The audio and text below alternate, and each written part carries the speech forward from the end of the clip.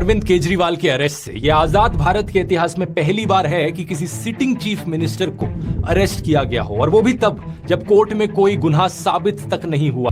इससे पहले दिल्ली के एजुकेशन मिनिस्टर मनीष सिसोदिया को अरेस्ट किया था, दिल्ली के हेल्थ मिनिस्टर सत्येंद्र जैन को अरेस्ट किया था, आम आदमी पार्टी के एमपी संजय सिंह को अरेस्ट किया था, और ये सब लोग आज भी जेल में बंद हैं। मनीष सिसोदिया को 1 साल से ऊपर होने को हो रहा है और सत्येंद्र जैन को तो 2 साल होने को हो रहे हैं जेल में बंद रहे। सबसे हैरानी की बात यह है कि इनमें से किसी का भी गुनाह कोर्ट में साबित नहीं हुआ है। ईडी का आरोप है कि आम आदमी पार्टी के लीडर्स को 100 करोड़ रुपए की रिश्वत दी गई in exchange of undue benefits Delhi की एक्साइज पॉलिसी के तहत। लेकिन पार्टी की पॉलिटिशियन आतिशी कहती है कि 2 साल से ईडी और सीबीआई इस केस को इन्वेस्टिगेट किए जा रहे हैं, 500 से ज्यादा रेड कर चुके हैं, 1000 से ज्यादा विटनेसेस ला चुके हैं, लेकिन अभी तक एक भी सबूत इन्हें नहीं मिला इस चीज का जो साबित कर पाए कि आम आदमी पार्टी या इनके मिनिस्टर्स ने कुछ गलत किया हो। मनीष सिसोदिया के लॉयर ने यही चीज बताने की कोशिश करी थी दिल्ली हाई कोर्ट को कि यहाँ पर कोई मनी ट्रेल नहीं है। इनफैक्ट इस पॉलिसी से देश की जनता को फायदा हुआ क्योंकि सरकार का रेवेन्यू बढ़ गया था इस पॉलिसी की वजह से, जिसको बाद में इस्तेमाल किया जा सकता स्कूल और अस्पताल बनाने के लिए। तो सवाल ये उठता है कि अगर कोई सबूत ही नहीं है तो कोर्ट इन्हें बेल क्यों नहीं दे रहा? इसके पीछे कारण है PMLA।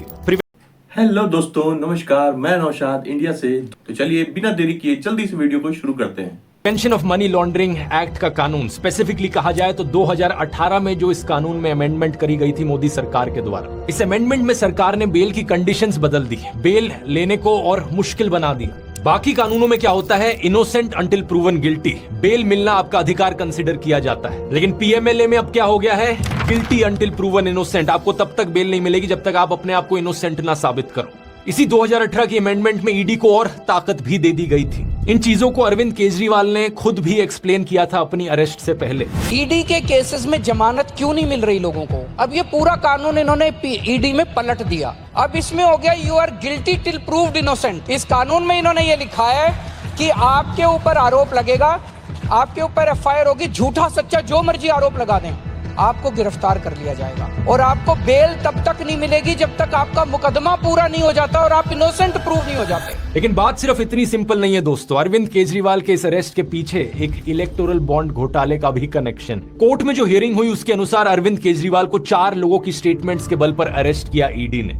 उनमें से एक इंसान है शरद चंद्र रेड्डी, जो कि ऑरबिंदो फार्मा कंपनी के हेड हैं। 9 नवंबर 2022 की बात है कि ईडी ने रेड्डी को बुलाया था पूछताछ के लिए इस एलिजिड लिकर स्कैम के केस में। उन्होंने जो स्टेटमेंट दी उस दिन वो केजरीवाल के फेवर में थी, लेकिन अगले ही दिन 10 नवंबर 2022 को ईडी इन्हें अरेस्ट कर लेती है। इनके अरेस्ट होने के सिर्फ 5 दिन बाद इनकी कंपनी ऑरबिंदो फार्मा ने 5 करोड़ रुपए का चंदा डोनेट किया बीजेपी को इलेक्टोरल बॉन्ड्स के जरिए। ये चीज हम जानते हैं इलेक्टोरल बॉन्ड डेटा को देखकर। आप क्रोनोलॉजी समझ लीजिए। ये करीब 6 महीने तक जेल में रहते हैं। अरविंद केजरीवाल ने कोर्ट में कहा कि इन्होंने 9 अलग अलग स्टेटमेंट्स दी इस 6 महीने के पीरियड में, जो कि सारी स्टेटमेंट्स केजरीवाल के फेवर में थी। उसकी अरेस्ट हुई, उसके बाद उसके 9 स्टेटमेंट्स हो गए। मैं 9 स्टेटमेंट्स वो मेरे खिलाफ नहीं बोलता। उसके बाद 6 महीने उसको अरेस्ट करने के बाद 25 अप्रैल को टूट जाता है। लेकिन 25 अप्रैल 2023 को 6 महीने जेल में रहने के बाद अगली स्टेटमेंट जो देते हैं वो केजरीवाल के खिलाफ होती है। अगले ही महीने मई 2023 को ईडी इन्हें बेल दे देती है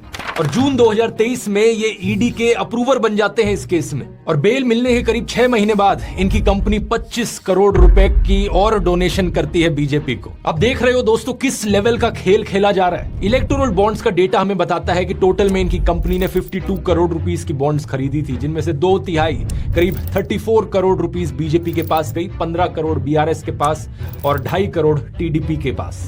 यही कारण कि आतिशी ने कहा कि इस एलिजिड लिकर स्कैम का जो मनी ट्रेल है वो आम आदमी पार्टी के पास नहीं बल्कि बीजेपी के पास जाता है। ये है मनी ट्रेल, शरद चंद्र रेड्डी की कंपनियों द्वारा दिया गया भारतीय जनता पार्टी के बैंक अकाउंट में पैसा। जो बाकी 3 लोग हैं जिनकी स्टेटमेंट्स की वजह से अरविंद केजरीवाल को अरेस्ट किया गया, उनकी कहानियों में भी ऐसी ही क्रोनोलॉजीज आपको देखने को मिलेंगी। शायद यही कारण कि अरविंद केजरीवाल एक के बाद एक समन्स मिस किए जा रहे थे ईडी के, और उन्होंने ईडी के इन सारे समन्स को इलीगल ठहराया। उनके अनुसार ईडी का मकसद सिर्फ और सिर्फ इन्हें किसी भी बहाने से अरेस्ट करना था, जिससे कि पार्टी को खत्म किया जा सके और दिल्ली और पंजाब की सरकारों को गिराया जा सके। आज जो भी ये सब हो रहा है देश में, इसकी खबर दुनिया भर में पहुंच रही है दोस्तों।